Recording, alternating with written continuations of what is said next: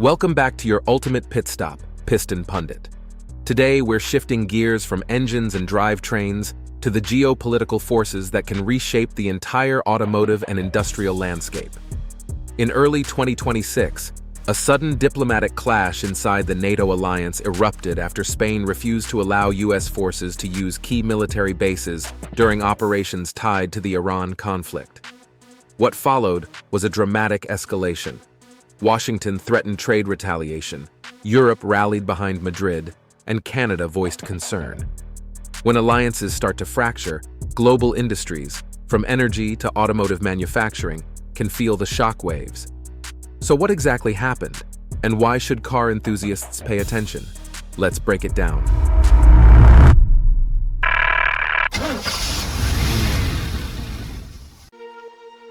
NATO bases at the center. Spain ignites diplomatic firestorm. The dispute began with two strategically important military installations in southern Spain, Naval Station Rota and Moron Air Base. For years, these bases have served as critical logistical hubs, supporting U.S. and NATO operations across Europe, Africa, and the Middle East.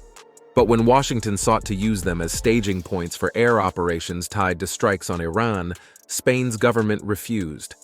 Madrid insisted that any military action launched from its territory must comply with international law and the United Nations Charter. Without that legal framework, Spain would not authorize offensive operations. The decision stunned Washington, especially given decades of defense cooperation.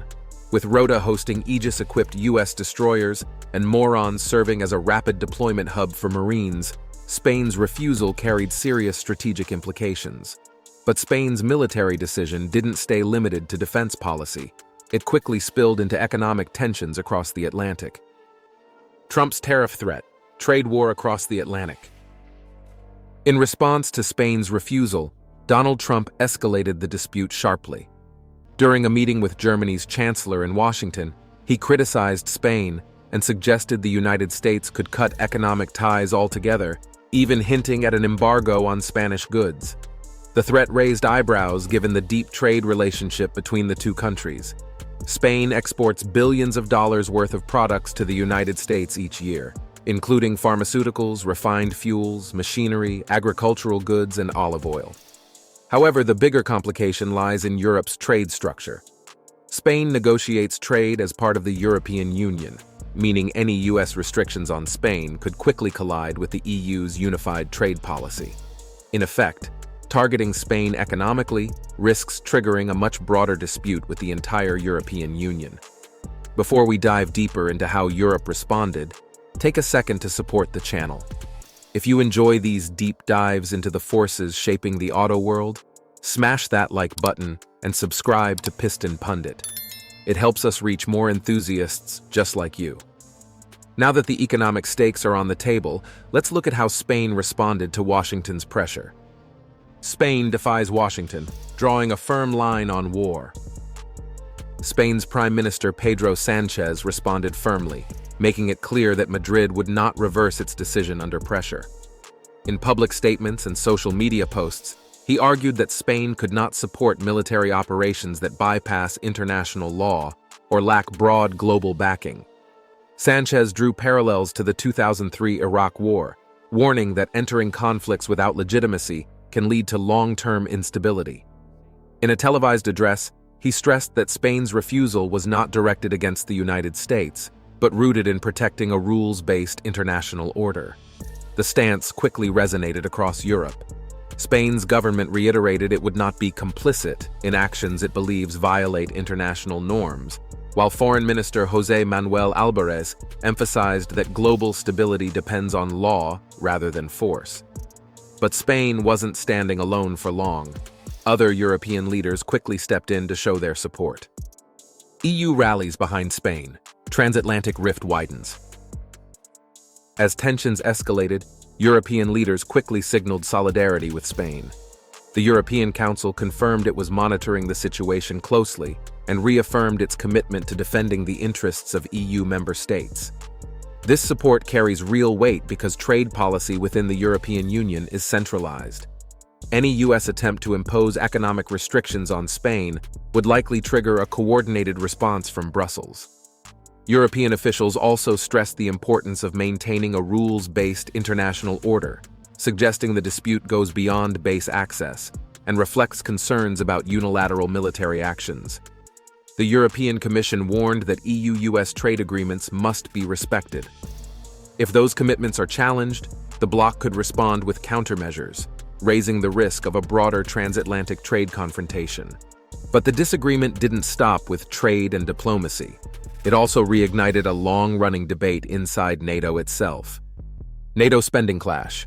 Defense dispute intensifies alliance tensions. Another factor intensifying the dispute involves NATO defense spending.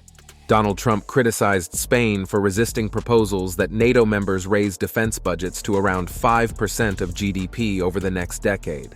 Spain has historically spent closer to 2% of its economic output on defense.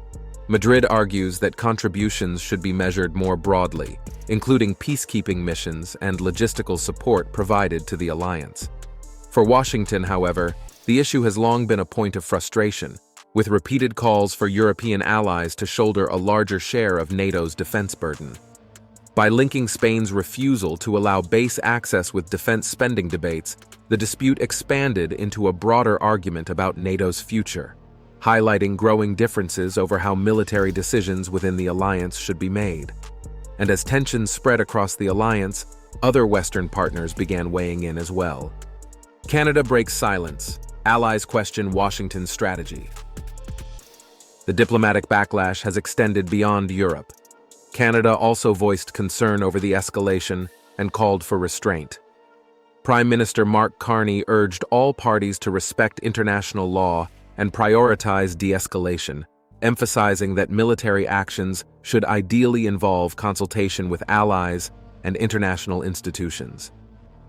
Canada's position reflects a wider unease among Western governments. While many countries remain committed to security cooperation with the United States, there is growing concern about decisions being made without broad coordination. Debate is intensifying even within Washington. Some members of Congress are questioning whether the administration has a clear long-term strategy for the Iran conflict, while others are discussing whether stronger oversight should precede further military actions. Taken together, these reactions suggest the geopolitical fallout could extend far beyond the battlefield, potentially reshaping diplomatic alliances and economic relationships.